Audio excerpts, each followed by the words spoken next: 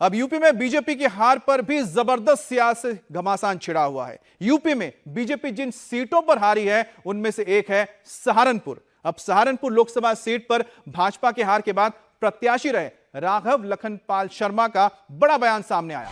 राघव लखनपाल शर्मा ने ब्राह्मण और त्यागी समाज को एकजुट करने की बात कही है। उन्होंने कहा कि जो लोग ब्राह्मण समाज की संख्या कम समझते हैं, ऐसे जयचंदो और आस्तीन के सांपों को पहचानना होगा। यही लोग घर के अंदर घुसकर नुकसान कर रहे हैं। दरअसल सहारनपुर लोकसभा सीट से बीजेपी ने ब्राह्मण समाज के राघव लखनपाल शर्मा को चुनाव लड़ाया। वो करीब 64,000 वोटों से गठबंधन के प्रत्याशी इमरान मसूद से चुनाव हार गए। अब चुनाव हारने के साथ ही राघव लखनपाल शर्मा अपनी ही पार्टी के एक विधायक और मंत्री को अपनी हार का कारण भी बता रहे हैं। हार के बाद राघव ने ब्राह्मण और त्यागी समाज को एकजुट करने की कोशिश की बात कही है। मैं नहीं जानता, हो सकता है कोई एक आधे को किसी बात से कोई तकलीफ हो,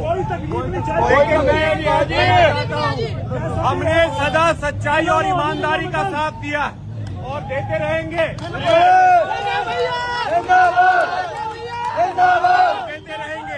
हम चुनाव में जीत नहीं पाए, लेकिन हम हिम्मत नहीं हारे।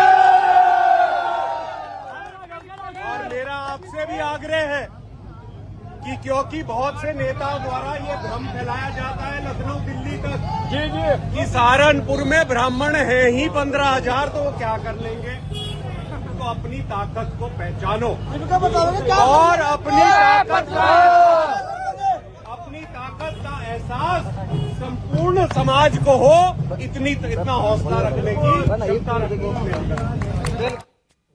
अब राघव लखनपाल सहारनपुर से बीजेपी के टिकट पर चुनाव लड़े, लेकिन चुनाव में उन्हें इमरान मसूद से 64,000 वोटों से हारना पड़ा। 3 बार के यूपी विधानसभा के विधायक रहे राघव लखनपाल अब हार का ठीकरा अपने ही करीबियों पर फोड़ रहे हैं।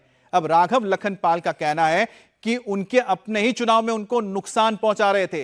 अब वो ब्राह्मणों को एकजुट करने की बात करते हुए नजर आ रहे हैं।